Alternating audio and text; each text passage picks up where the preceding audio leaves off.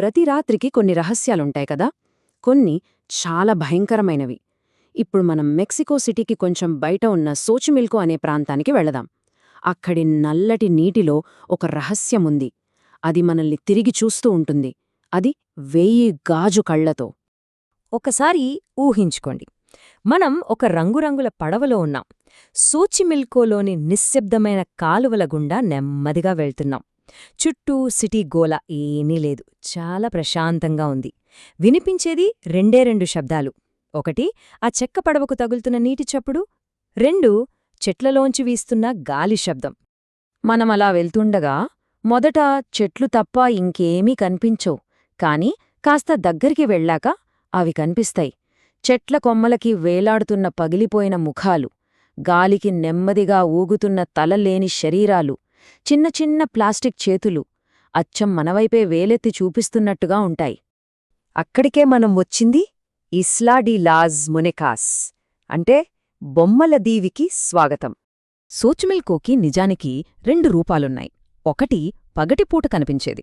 రంగురంగుల పడవలు, ఫ్యామిలీస్, సంగీతంతో చాలా సందడిగా ఉంటుంది. సిటీ లైఫ్ నుంచి ఒక ప్రశాంతమైన ప్రదేశమన్నమాట. కాని కాలువల్లో ఇంకాస్త లోపలికి వెళ్లే కొద్దీ వాతావరణం మొత్తం మారిపోతుంది. నీళ్లు నిశ్శబ్దమైపోతాయి, చెట్లు ఇంకా దట్టంగా పెరుగుతాయి, ఆ సంగీతం కూడా నెమ్మదిగా వినిపించకుండా పోతుంది. అప్పుడు మొదలవుతుంది అసలు కథ, అసలైన భయం. అలా ఆ దీవికి దగ్గరవుతున్న కొద్దీ మనకు మొదట కనిపించే దృశ్యాలు ఇవే. ఒక చెట్టు కొమ్మకి వేలాడుతున్న బొమ్మచేయి, నీడల్లోంచి మనల్నే చూస్తున్నట్టుండే ఒక పగిలిపోయిన ముఖం, గాలికి అటూ ఇటూ ఊగుతున్న తలలేని ఒక బొమ్మ శరీరం. ఇవన్నీ మనకు నిశ్శబ్దంగా స్వాగతం పలుకుతున్నట్టుంటాయి.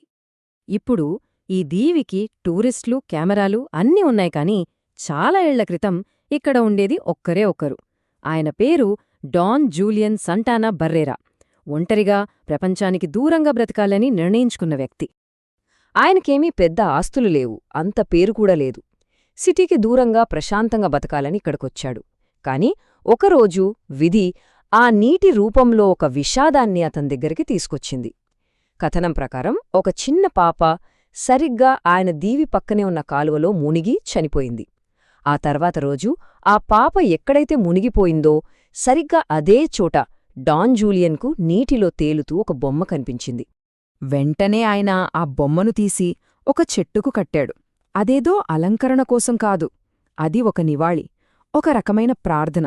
చనిపోయిన ఆ పాప ఆత్మకు శాంతి కలగాలని, ఒకవేళ ఆ ఆత్మ అక్కడే తిరుగుతుంటే దాని నుండి తనను తాను కాపాడుకోవాలని అలా చేశాడనమాట. సరిగ్గా ఆ బొమ్మను కట్టిన రోజే ఆ రాత్రి ఆ దీవి ప్రశాంతంగా లేదు. మొదట మామూలుగా పురుగుల అరుపులు, కప్పల శబ్దాలే వినిపించాయి. కాని కాసేపటికి ఇంకేదో వింత శబ్దం వినిపించింది. ఒక చిన్న గుసగుస, అచ్చం నీళ్లలోంచి ఏడ్చేందుకు ప్రయత్నిస్తున్న చిన్నపిల్ల గొంతులా ఉంది. ఆ క్షణంలో ఆయనకర్థమైపోయింది, ఆ పాప ఆత్మ ఇంకా ఆ దీవిని విడిచి వెళ్లలేదని. సో ఒక బొమ్మ కాస్త 1000 బొమ్మల సైన్యంగా ఎలా మారింది? కేవలం ఒక నివాళిగా మొదలైన ఈ విషయం దశాబ్దాల పాటు వదలని ఒక పట్టుదలగా, ఒక వ్యసనంగా ఎలా మారిపోయింది? అంతా మొదలైంది ఈ ఒక్క బొమ్మతోనే. ఒక చెట్టుకు కట్టిన ఈ బొమ్మ చనిపోయిన ఒక ఆత్మకు అర్పించిన నివాళి. కాని రాబోయే 1000 బొమ్మల సైన్యానికి ఇదే మొదటి సైనికుడు. ఆత్మను శాంతింపజేయడానికి ఒక బొమ్మ సరిపోదని డాన్ జూలియన్ గట్టిగా నమ్మాడు. అందుకే ఆయన మరిన్ని బొమ్మలను సేకరించడం మొదలుపెట్టాడు. సిటీకి వెళ్ళినప్పుడు చెత్తకుప్పల్లో పడేసిన బొమ్మల కోసం వెతికేవాడు.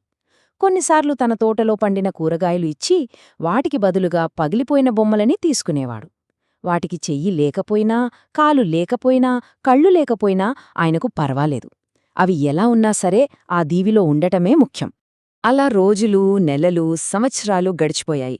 దొరికిన ప్రతి బొమ్మను ఆయన ఆ దీవిలో వేలాడదీస్తూనే ఉన్నాడు. చెట్లమీద, కంచెలమీద, చివరికి తన చిన్న ఇంటి గోడలమీద కూడా. చూస్తుండగానే ఆ ప్రదేశం బయటివాళ్లకి ఒక పీడకలలా తయారైంది. కాని డాన్ జూలియన్కు మాత్రం అది ఒక పవిత్ర స్థలం, చనిపోయిన పిల్లల ఆత్మలకు కాపలాదారులు, తోడుగా ఉండే సహచరులు. ఇక బొమ్మలు మేల్కొన్నప్పుడు ఏం జరిగిందో చూద్దాం. ముఖ్యంగా చీకటి పడ్డాక జరిగిన వింత సంఘటనల గురించి. ఎందుకంటే కాలం గడిచే కొద్దీ ఆ దీవిలో వింత వింత సంఘటనలు జరగడం మొదలయ్యాయి. పగటిపూట చూస్తేనే ఆ బొమ్మలు చాలా భయానకంగా ఉంటాయి. రంగు వెలిసిపోయి ప్లాస్టిక్ కుళ్ళిపోతూ వాటి ఖాళీ కళ్లల్లో సాలెపురుగులు గూళ్లు కట్టుకొనుంటాయి. కాని రాత్రయ్యిందంటే చాలు వాటి కథే వేరు. అవి సజీవంగా ఉన్నాయనిపిస్తుంది. చెట్ల మధ్యలోంచి గుసగుసలు వినిపిస్తాయి. కొన్ని బొమ్మల తలలు వాటంతటవే తిరుగుతాయి. ఒక చిన్న పాప ఏడుపులు కూడా వినిపిస్తాయంటారు. అక్కడికి పడవల్లో వచ్చే సందర్శకులు చెప్పే అనుభవాలు ఇంకా వింతగా ఉంటాయి. ఆ వందలాది కళ్ళు తమనే గమనిస్తున్నట్టు అనిపిస్తుందట. కొంతమందైతే గాలి కూడా లేనప్పుడు ఒక బొమ్మ తల నెమ్మదిగా కదలడం తమ కళ్లతో చూశామని ఒట్టువేసి చెబుతారు.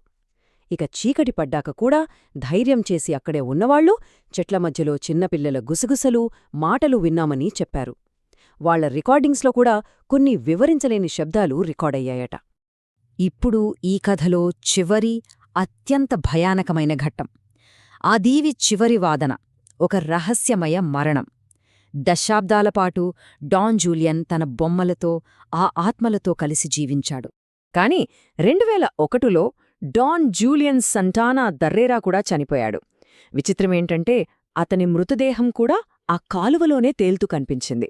సరిగ్గా కొన్ని దశాబ్దాల క్రితం ఆ చిన్న పాప ఎక్కడైతే మునిగిపోయిందని చెబుతారో దాదాపు అదే ప్రదేశంలో. ఆయన మరణం గురించి 2 వాదనలు వినిపిస్తాయి. ఒకటి, సైన్స్ను నమ్మేవాళ్లది. వాళ్లేమంటారంటే అదొక ప్రమాదం, వయసైపోయిన వ్యక్తి కాలుజారి నీళ్లలో పడిపోయుండొచ్చు అంటారు. కాని ఈ కథను నమ్మేవాళ్లు చెప్పేది వేరు. వాళ్ల ప్రకారం ఇది యాదృచ్ఛికం కాదు. ఆ పాప ఆత్మ ఇన్నేళ్ల తర్వాత తనతో పాటు ఉండటానికి ఆయనను కూడా పిలుచుకుందని, ఆ దీవి తన సంరక్షకుణ్ణి తనలో కల్పేసుకుందని నమ్ముతారు. కథ మొదలైన చోటే ముగిసిందనమాట. ఏదేమైనా ఈరోజు ఆ దీవి ఒక వింతైన భయానకమైన టూరిస్ట్ స్పాట్గా మారిపోయింది. సందర్శకులు ఇప్పటికీ పడవల్లో వస్తారు, కానీ ఇప్పుడు వాళ్లు వెళ్లేటప్పుడు తమతో పాటు కొత్త బొమ్మలను కూడా తీసుకెళ్తారు. అక్కడ వాటిని సమర్పించి తమకు రక్షణగా ఉండాలని కోరుకుంటారట. సో చివరికి ఒకే ఒక ప్రశ్న మిగిలిపోతుంది.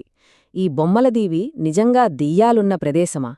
లేకపోతే ఒంటరితనం, అపరాధభావం, బహుశా ప్రేమతో ఒక మనిషి సృష్టించుకున్న ఒక హృదయ విదారక ప్రపంచమా?